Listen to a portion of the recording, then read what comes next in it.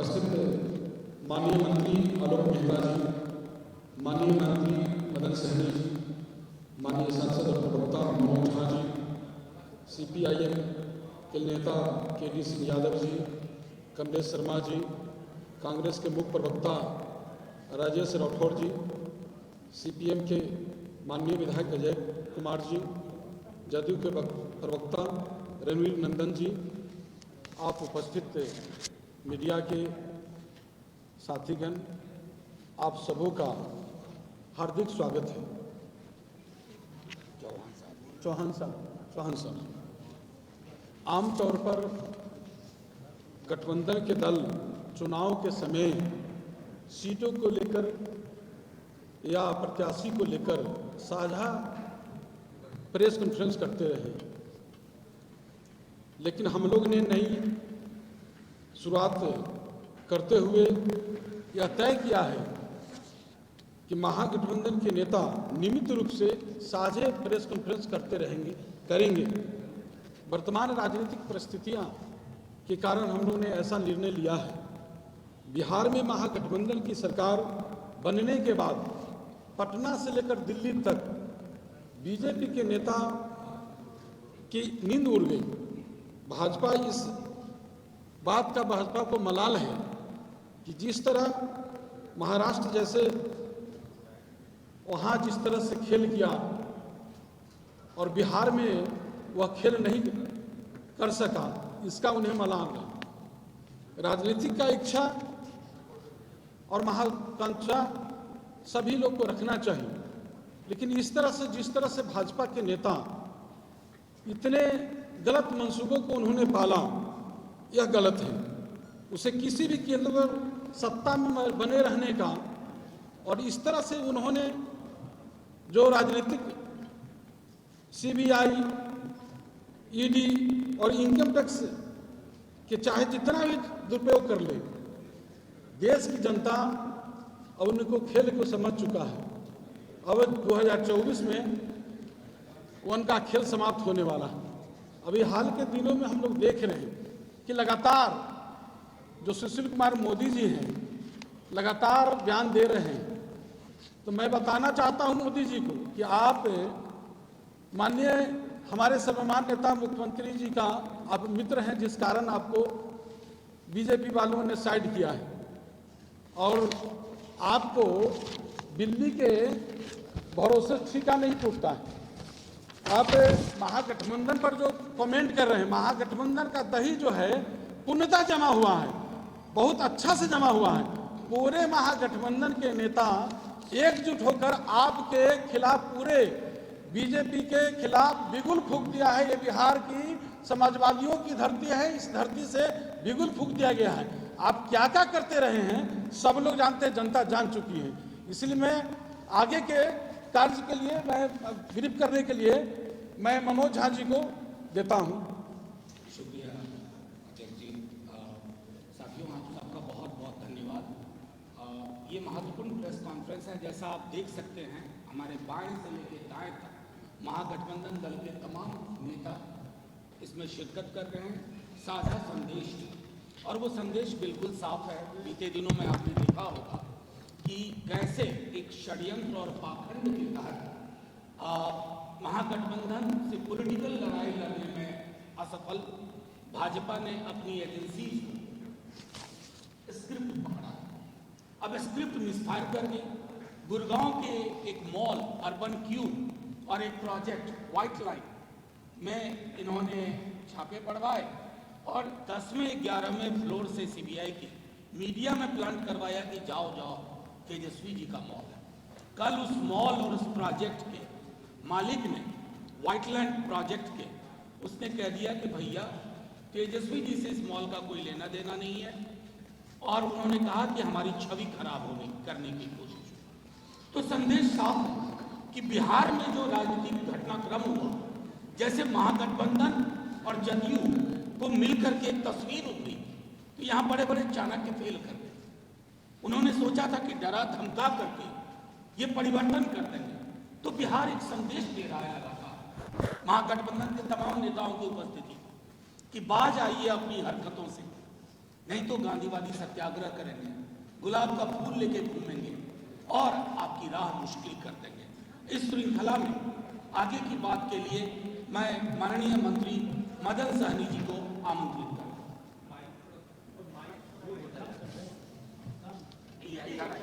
इधर आइए, कोई करेंगे, रोटेट करेंगे, आइए। बहुत बहुत धन्यवाद। आज के इस प्रेस कॉन्फ्रेंस में अध्यक्ष जी और महागठबंधन परिवार के हम सभी लोग उपस्थित हैं। महत्वपूर्ण प्रेस कॉन्फ्रेंस है। अभी आप सभी मीडिया के साथी का भी हम लोग स्वागत करते हैं। और जैसा कि माननीय सांसद श्री मनोज झा जी ने आपको बताया, ये बीते 10 दिन के अंदर जो इस बिहार के अंदर या देश के अंदर घटनाक्रम हो रहा, और जिस तरह से सीबीआई का, आयकर विभाग का और ईडी का इस्तेमाल किया जा रहा है भारत सरकार के द्वारा, तो सबसे पहले तो हम तमाम महागठबंधन परिवार और बिहार के जनमानस के तरफ से हम लोग भारत सरकार के इस कुकृत्य का हम लोग भर्त्सना करते हैं, निंदा करते हैं। और वो जितना भी इस्तेमाल कर ले, हम सभी लोग एकजुट हैं और बिहार की जनता भी इस मामले को देख रही है। और पहले ही बहुत सारे लोग जो आज बिहार के नेता जो आज हम लोग के विपक्ष में चले गए, बहुत सारे लोग माननीय मुख्यमंत्री जी के बारे में बोलते हैं, लेकिन उन्हीं के कृपा से सभी लोग लोकसभा का या बिहार विधान परिषद का चुनाव या विधानसभा का चुनाव जीत करके गए और केंद्र में मंत्री बने हुए, और आज वो माननीय मुख्यमंत्री जी से मुकाबला कर रहे हैं। हम लोग इस प्रेस के माध्यम से उनको खुला चुनौती देते हैं कि उनके अंदर अगर थोड़ा भी नैतिकता बचा हुआ तो माननीय मुख्यमंत्री जी के नाम पर वो चुनाव लड़े थे और जीते थे। बिहार की जनता माननीय मुख्यमंत्री के नेतृत्व में चुनाव में सफलता उनको मिली थी। अगर उनमें नैतिकता बची हुई है तो वो अपने पद से इस्तीफा दे और फिर मैदान में आवे और दो हाथ कर ले। बिहार की जनता उनको पता चल जाएगा कि हमारे नेता के साथ है या उनके साथ है। एक बात और, जो हमारे सीबीआई के द्वारा हम लोग के माननीय उप मुख्यमंत्री जी या उनके परिवार को या उनके परिवार से या राष्ट्रीय जनता दल या महागठबंधन से जुड़े हुए तमाम नेताओं पर जिस तरह से हमला कर रही है, निश्चित रूप से उनको कोई कामयाबी अभी तक तो नहीं ही मिली है और आने वाला समय में भी उनको कोई कामयाबी नहीं मिलेगी। इसलिए कि हम लोग सच के साथ हैं और सच के साथ परेशान हो सकता है लेकिन पराजित नहीं हो सकता। निश्चित रूप से हम लोग इस प्रेस के माध्यम से बहुत सारे प्रदेश में उन्होंने शिकार बनाने का काम किया, चाहे महाराष्ट्र हो, अभी हाल फिलहाल झारखंड में भी ये काम चल रहा है, मध्य प्रदेश में, लेकिन बिहार में आकर के शिकारी खुद यहाँ शिकार हो गया है। निश्चित रूप से उनका अब चलने वाला नहीं है, देश की जनता भी समझ चुकी है। तो हम लोग इस प्रेस के माध्यम से केंद्र सरकार को और जो सीबीआई उसके कहने पर काम कर रही है उसका हम लोग निंदा करते हैं और बिहार में उनका कोई भी काला जादू नहीं चलने वाला है।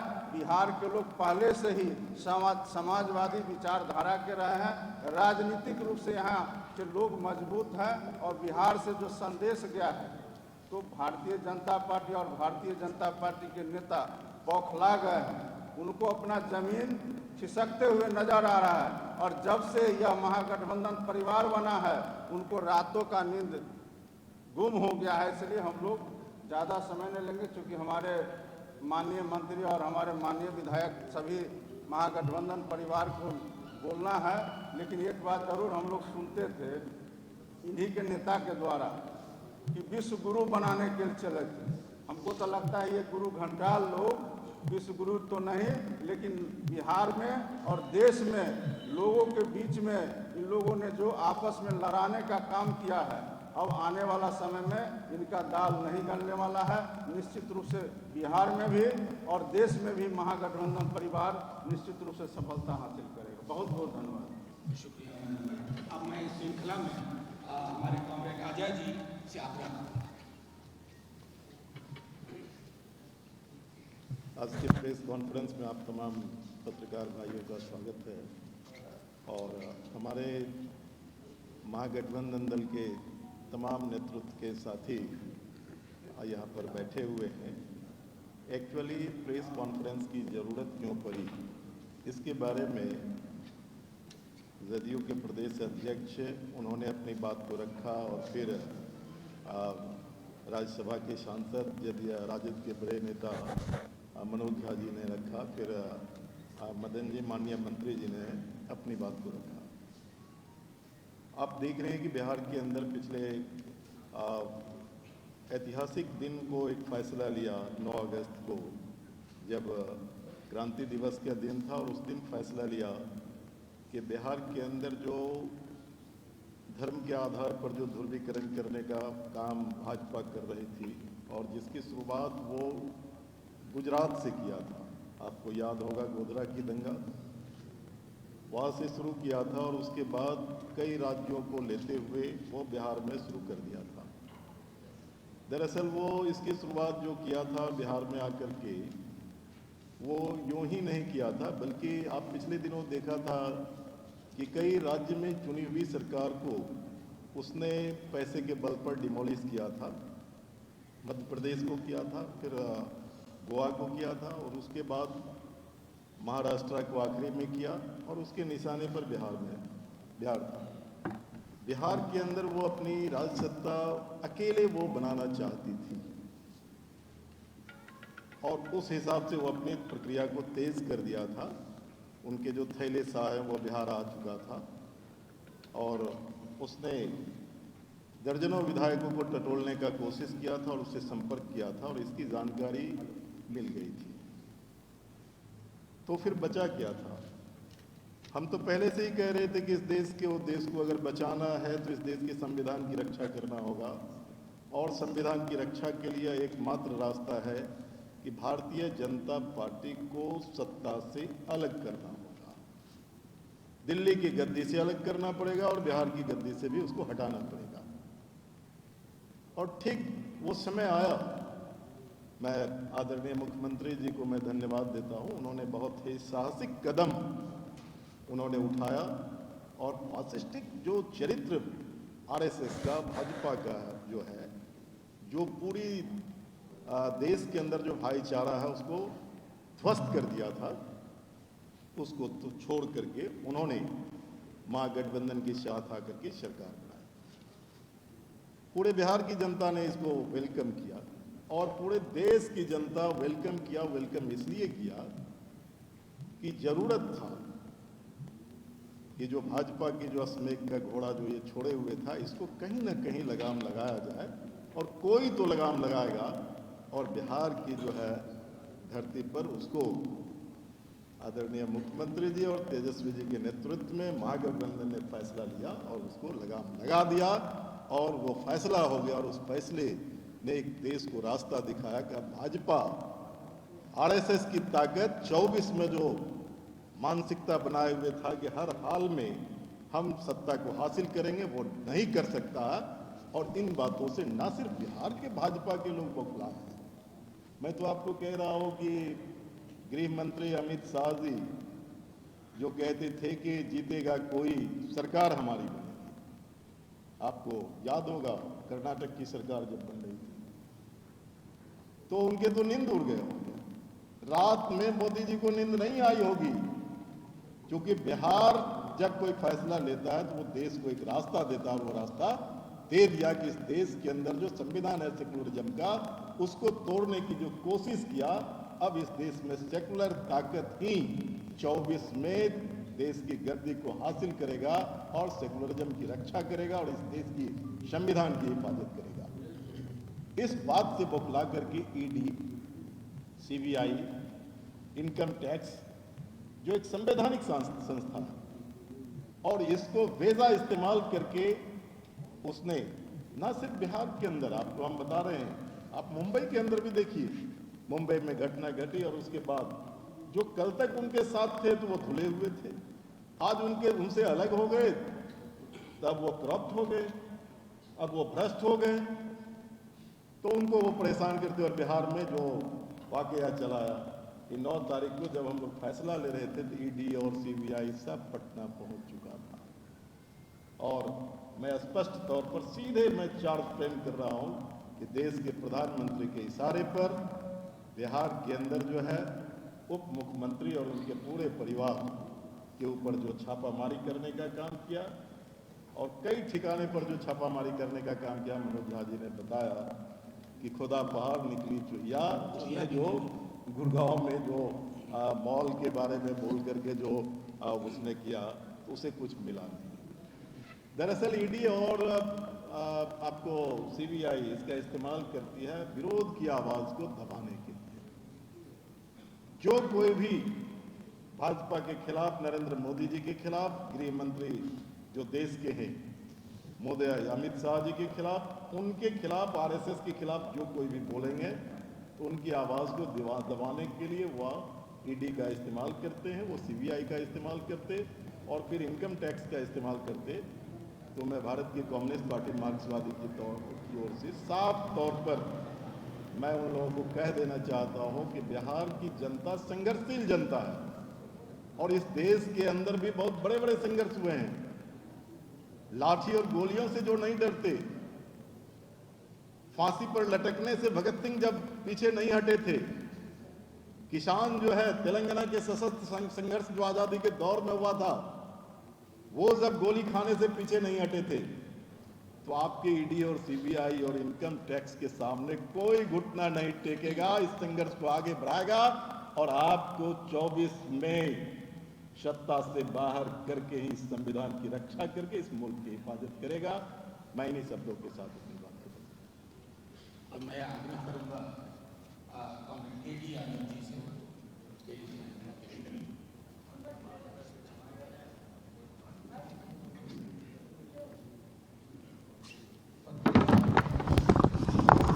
आप सबों को भाजपा पार्टी के तरफ से अभिनंदन करते हैं और आज महागठबंधन के तरफ से आपके सामने जो बातचीत रखा गया,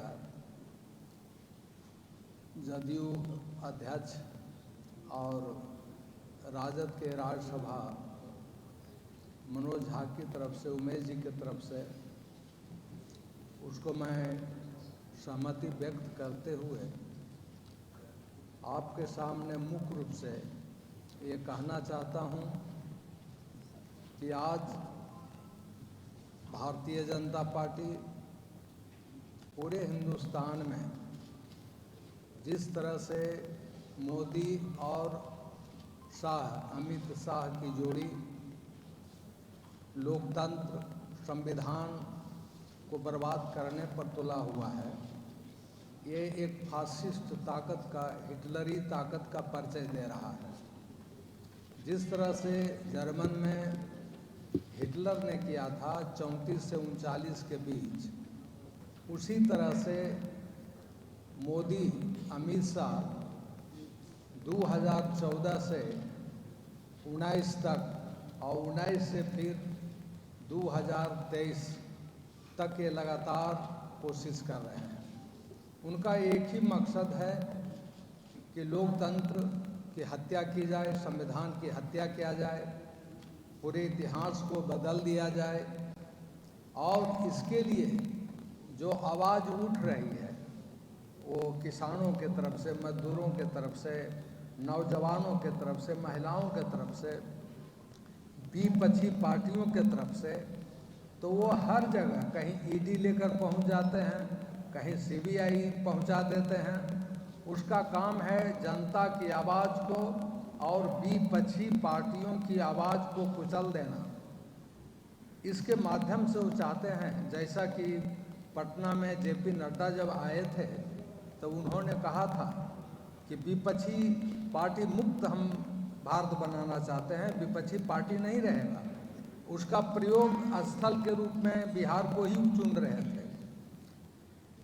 जैसा कि हमारे साथी ने कहा कि महाराष्ट्र, गोवा, कर्नाटक, मध्य प्रदेश होते हुए झारखंड में वो अपना प्रयोग कर रहे थे और बिहार में भी वो प्रयोग करना चाहे। वो 3 दिन से लगातार बिहार में छापामारी भी कर रहे हैं। जैसा कि मनोज झा जी ने कहा कि कुछ नहीं मिल रहा है, फिर भी वो आमादा हैं छापामारी करने के लिए। तो इसके पीछे उनका एक ही मकसद है कि विपक्षी पार्टियों को कुचल दिया जाए ताकि आवाज़ नहीं लगे। लेकिन बिहार है, बिहार में जयप्रकाश नारायण जी, लोहिया जी, समाजवादी, कम्युनिस्ट, ये सारे लोग संघर्ष की एक आवाज़ है। और जहां महंगाई, बेरोजगारी, भ्रष्टाचार से मुंह मोड़ने के लिए एक तरफ ये हमारे सामने महंगाई लगातार बढ़ते जा रही है, उससे जनता का ध्यान भटाने के लिए ये हथकंडा अपना रही है भारतीय जनता पार्टी की सरकार। और बिहार में भी हम देख रहे हैं कि लगातार झूठ बोल रहे हैं। तो ऐसे स्थिति में हम तमाम महागठबंधन के लोग एकताबद्ध हैं और एकताबद्ध होकर के लोकतांत्रिक तरीके से अपनी आवाज़ को बुलंद करेंगे, अपनी आवाज़ को संगठित करके आगे बढ़ाएंगे।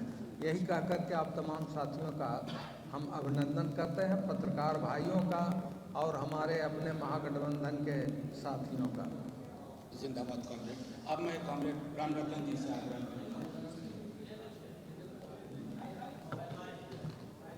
पत्रकार लोग, आपने ऐसे वक्त में महागठबंधन के सभी नेताओं की बात रखने के लिए आपने मौका दिया है। मैं आपको तहे दिल से अपने दल की ओर से और महागठबंधन की ओर से आपको बहुत हृदय से मुबारकबाद और अपने महागठबंधन के सभी नेताओं को भी के प्रति भी आभार व्यक्त करता हूँ। मीडिया के दोस्तों, अभी बहुत सारी बातों की चर्चा हुई है। मैं आपसे एक बात कहना चाहूँगा कि जिस दिन बिहार में सत्ता परिवर्तन हो रहा था, आदरणीय मुख्यमंत्री नीतीश कुमार जी के नेतृत्व में महागठबंधन की नई सरकार बन रही थी। उस समय निश्चित रूप से आपको पता होगा कि प्रधानमंत्री नरेंद्र मोदी जी के इशारे पर बिहार में 25 जगहों पर छापेमारी चल रही थी। ईडी का छापा हो, सीबीआई का छापा हो, आईटी का छापा हो, उनके जितने हथकंडे हैं वो सारे हथकंडे के माध्यम से वो बिहार में अपनी सत्ता बचाने के लिए और खास करके महागठबंधन में शामिल जो दल है उनको डराने के लिए, उनको भयभीत करने के लिए ये सारे कुत्सित प्रयास उनका चल रहा था। लेकिन मैं कहना चाहता हूँ कि आज जो परिस्थिति पैदा हुई है और जिस परिस्थिति में बिहार में एनडीए से नीतीश कुमार जी अलग होकर महागठबंधन में शामिल होकर बिहार को जो एक नया रास्ता बिहार की जनता जिस तरह से करा रही थी, जिस तरह से अपनी परेशानी को झेल रही थी, उस परेशानी को दूर करने के लिए, उससे निकलने के लिए वो उन्होंने जो रास्ता चुना और महागठबंधन के साथ मिल करके जो उसका नेतृत्व संभाला, मैं आदरणीय मुख्यमंत्री जी को अपनी ओर से और अपने दल की ओर से उनको बहुत बहुत बधाई देना चाहता हूँ और कहना चाहता हूँ कि बिहार में जितना भी प्रधानमंत्री जी का उनके जितने भी एजेंसीज हैं उनके माध्यम से जितना वो भय पैदा करें, लेकिन हम लोग उससे डरने वाले नहीं हैं। और आने वाले दिनों में ठीक कहा गया कि 24 में उनका मुकाबला आमने सामने का मुकाबला होगा और निश्चित तौर से बिहार से उनको बुढ़िया बस्तर समेट करके उनको बाहर कर दिया जाएगा। इन चंद बातों को कहते हुए मैं अपनी बात समाप्त करता हूं और आप सबों को फिर से एक बार धन्यवाद देता हूं। जिंदाबाद। अब मैं राजेश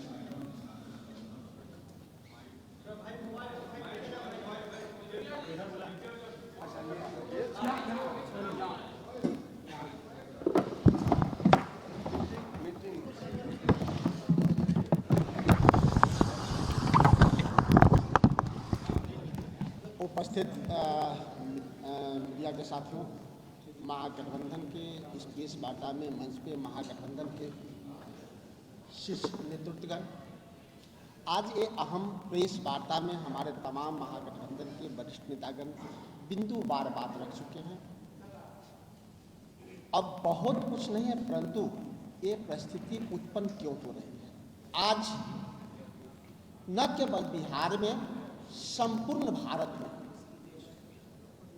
ये बेबाकी से जनता बोल रही है कि जहां भारतीय जनता पार्टी सरकार में है, ठीक से अपनी काम नहीं कर पाती है, जहां भारतीय जनता पार्टी विपक्ष में है, वहां विपक्ष की भूमिका नहीं निभा पाती है, तो विपक्ष की भूमिका निभाने के लिए ईडी, सीबीआई और आईटी को रखती है। आज बिहार में भाजपा बहुत कमजोर है, विपक्ष की भूमिका नहीं निभा पाती है, इसीलिए बिहार में विपक्ष की भूमिका में ईडी, सीबीआई और आईटी है। हम उनका स्वागत करते हैं। आइए हमारे तमाम कार्यालय में अपना अस्थायी कार्यालय खोलिए, सबकी जांच कीजिए। 2024 में जनता उनको जांच करेगी जो आज जनता को त्रस्त कर रही है। आपके माध्यम से यह कहने में कहीं कोई दिक्कत नहीं है कि भाजपा के एक झूठ बोले प्रवक्ता बड़े टीवी चैनल में बोल रहे थे, बड़े शो में बोल रहे थे कि लंदन के हर गलियों में प्रियंका गांधी का घर है। 7 साल पहले बोले थे, आज तक गली का भी पता नहीं बता पाए। उसी प्रकार जिस दिन से बिहार में नई सरकार बनी, उस दिन से बिहार सहित देश भर में छापे पड़ते हैं ईडी, सीबीआई और आईटी का, और उसका तार महागठबंधन के शीर्ष नेतृत्व को बदनाम करने के लिए श्री लालू प्रसाद यादव जी और श्री तेजस्वी यादव जी से जोड़ दिया जाता है, जो बुनियाद है। देहात में एक कहावत है, दशहरा आने वाला है, दशहरे का समय होता है, हर आदमी अपने बच्चे के गले में एक काला पट्टा बांध देता है कि नजर नहीं लगेगा, डायन जोगी नहीं लगेगा। आज उसी प्रकार से हो गया है कि जिसके गले में भारतीय जनता पार्टी का पट्टा होता है, वहाँ सीबीआई, ईडी और आईटी नहीं जाता है। जहाँ भारतीय जनता पार्टी से अलग हो, वहाँ सीबीआई, आईडी और ईडी पहुँच जाता है। इसी प्रकार से हम तमाम महागठबंधन के लोग बारी बारी से इस विषय पे आपसे बात करेंगे, लेकिन सीबीआई से डरने वाले नहीं है।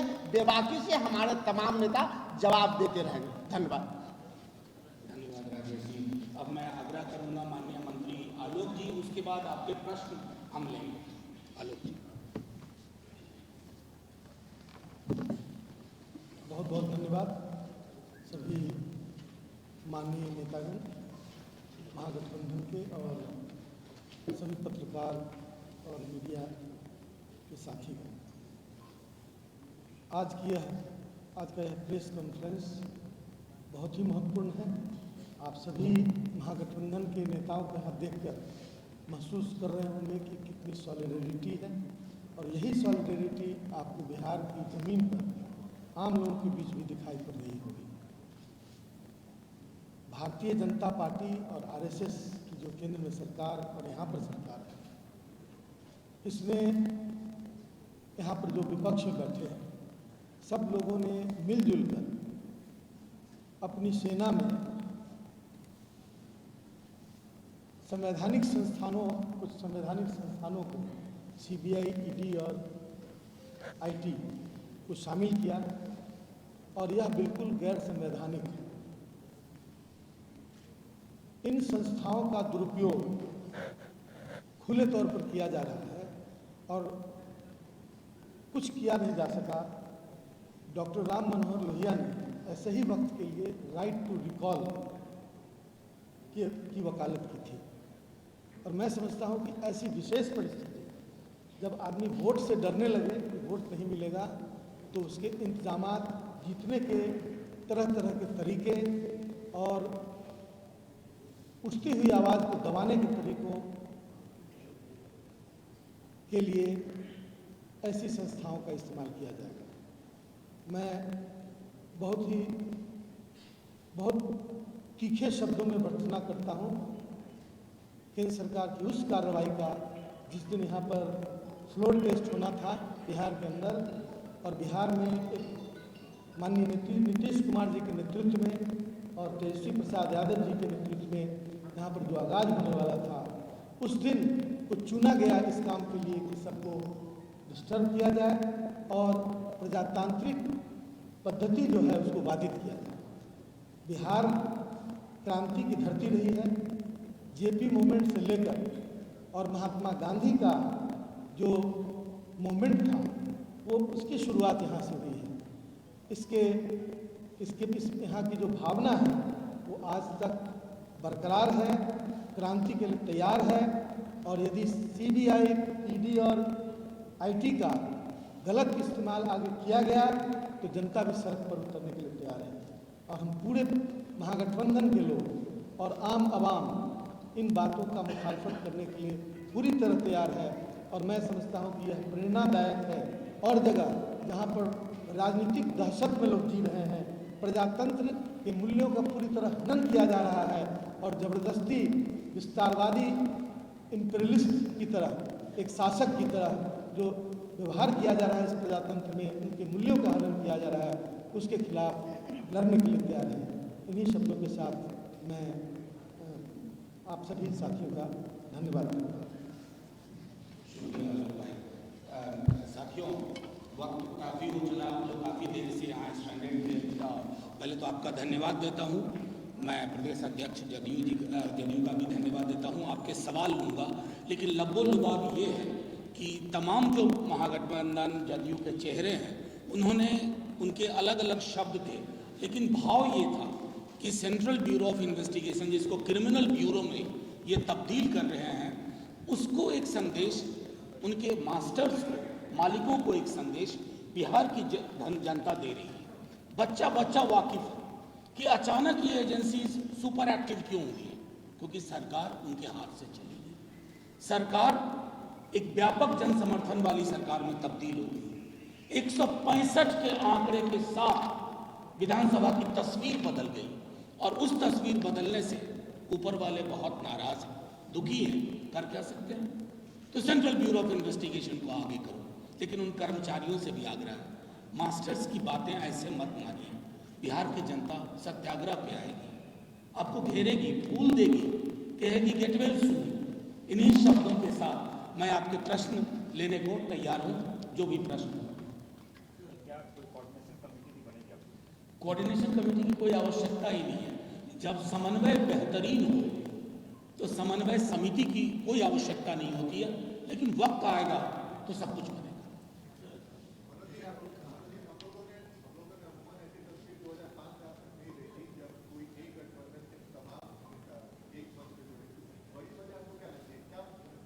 देखिए, आपके प्रश्न का बहुत धन्यवाद, बहुत संवेदनशील प्रश्न है। सारे चेहरे, जैसा उमेश जी ने शुरू में भी कहा था कि हम लोग चुनाव के टाइम में जब सीट बंटवारा होता है तो साथ बैठते हैं। ये लोकतंत्र पे जब इतना बड़ा खतरा हो, संविधान पे खतरा हो, जब आप झूठ, व्हाइट लैंड, ये कागज भी मैंने रख लिया आपके समक्ष, आप पूरे दिन झूठ चलवाते रहे और जानते हैं मीडिया में भी कहां से प्लान हुआ था। सीबीआई के सोर्सेस पे प्लान किया। सीबीआई को किसने दिया? दिल्ली में बैठे मास्टर्स ने, मालिकों ने। और अगले दिन जब उस कंपनी ने ही कहा भैया क्यों हमें बदनाम कर रहे हो, कोई लेना देना नहीं है तेजस्वी जी का, सब चुप हो गए। क्या हम सीबीआई से ये नहीं कह सकते माफी मांगो? क्या उनके मालिकों से नहीं कह सकते हैं माफी मांगो? तो ये खतरा तेजस्वी यादव जी पे नहीं है, ये खतरा लोकतांत्रिक संवेदनाओं पे है। ये खतरा एक चुनी हुई सरकार, व्यवस्थित सरकार को ढहाने की जो आप कोशिश कर रहे हैं, डराने की, उसके सब बरक्स हम सब आज यहाँ हैं और ये सिलसिला जारी है।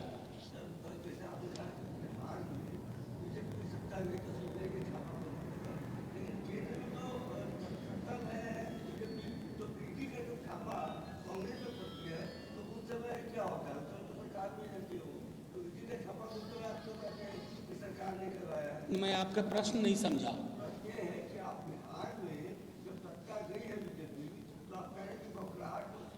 बिल्कुल सत्ता में है तो कांग्रेस के यहाँ जब बीजेपी का छापा पड़ता है उस समय आप लोग कहते हैं कि ये वो बात नहीं करवा रही। क्यों नहीं कहें? नहीं, क्यों नहीं कहें? आप विपक्ष के लोगों पर अपने इन तीनों संस्थाओं को छोड़ रहे हैं। क्या हासिल हुआ? मैं नाम लूं, एक चीफ मिनिस्टर है एक राज्य के, उनके खिलाफ डॉजियर छापा था बीजेपी ने, वो आज मुख्यमंत्री हैं उसी दल के। तो ये तो अद्भुत हो पाता है ना कि आपके पास एक इतनी बढ़िया वॉशिंग मशीन है जिसमें आप इंसान को घुसाते हो तो आपके दफ्तर में घुस करके वो पवित्र हो जाता है, और जब तक आपके खिलाफ है वो अपवित्र है। ये तो बच्चा बच्चा समझता है दोस्त मेरे। मनोज जी, सुशील मोदी एक हिसाब बता रहे हैं, गणित बता रहे हैं कि यदि उपचुनाव तेजस्वी यादव ये दो सीटों का उपचुनाव जीत जाते हैं तो मुख्यमंत्री के प्रबल दावेदार हो जाएंगे, जेडीयू को अलग कर देंगे। आपका रिएक्शन? सुशील मोदी जी के बारे में मैंने परसों एक बात कही, बड़े सुलझे हुए इंसान हैं, उलझे हुए रहते हैं इन्हीं चीज़ों में, इसलिए दरकिनार हो गए हैं बीजेपी से। जब नीतीश जी हमारे सीएम साहब और डिप्टी सीएम साहब ने नौकरी की बात की ना, तो पहला नियुक्ति पत्र सुशील मोदी जी को मिल गया। वो गायब थे, अब आजकल सुबह सुबह टाइट होकर के बैठ जाते हैं मीडिया के सामने, तो उनको तो रोजगार हमने दे दिया। ये तो उसके लिए उनको धन्यवाद देना चाहिए नीतीश जी का और तेजस्वी जी का। रही बात ये जो नारद मुनि टाइप करना चाहते हैं वो होगा नहीं, वो चाहते हैं अविश्वास हो। इस गठबंधन की बुनियाद स्नेह और विश्वास पे, जो दो व्यक्तियों के बीच में ही नहीं है, नीतीश जी और तेजस्वी जी के बीच में नहीं, जमीन तक। और जब जमीन का गठबंधन होता है ना, तो इस तरह के सुशील मोदी जी के बयान से कुछ भी नहीं होगा। 15 और 22 में 7 बरस का फर्क है, मैं देता हूँ 7 बरस का फर्क। इस 7 बरस में इतिहास ने बहुत कुछ देखा। इस 7 बरस में आज़ादी के बाद के इंस्टीट्यूशंस को खत्म होते हुए देखा। इस 7 बरस में तानाशाही रवैया देखा। इन 7 बरस में इतिहास को करवट लेते देखा। 15 और 22 में यही फर्क है। 15 और 22, 15 में जो हम लोग का महागठबंधन की सरकार थी, 15 से 17, उसमें जो हम लोग का जो सरकार में ऐसे अपमानित नहीं हुए जिस तरह से बीजेपी वाले लोगों ने किया। इस तरह से बीजेपी वाले ने गठबंधन को तार तार कर दिया। और जो सुशील मोदी जी जो आलाप लगा रहे हैं, उनके आलाप से क्या होने वाला है? ये न्याय के साथ समावेशिक विकास माननीय मुख्यमंत्री नीतीश कुमार जी के नेतृत्व में चल रही है। सब हमारे जो गठबंधन के जो लोग हैं, सब लोग का उनमें आस्था है। पूरे निश्चिंत रहिए, पूरे मजबूती के साथ ये चलेगी सरकार। एक सवाल उधर से था। अरे देखिए, मैं तो कभी कभी भाजपा, प्रधानमंत्री जी ने एक बार कहा था कि राजनीति से ह्यूमर खत्म हो गया है। तेजस्वी जी ने ह्यूमर लाने की कोशिश की थी। उमस का माहौल है, हर आदमी गर्म हो जाता है थोड़ी उमस में, तो उन्होंने कहा था कि ठंडा, मतलब नहीं तो जूस भिजवाएंगे, शरबत भिजवाएंगे, लस्सी भिजवाएंगे, सत्तू भिजवाएंगे, ठंडक के लिए ये आवश्यक है।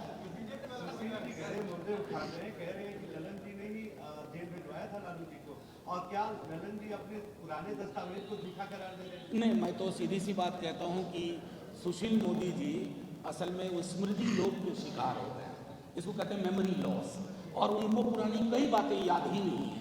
मैं तो सिर्फ इतना चाहूँगा, हाथ जोड़ के विनती करूँगा कि भाजपा के लोग उनके हाल के परफॉर्मेंस को देखते हुए उनको कोई अच्छा सा पद दे दे और मिनिस्ट्री में ले आए। Thank you. हाँ, joint hand. Thank you so much, आप सबका बहुत बहुत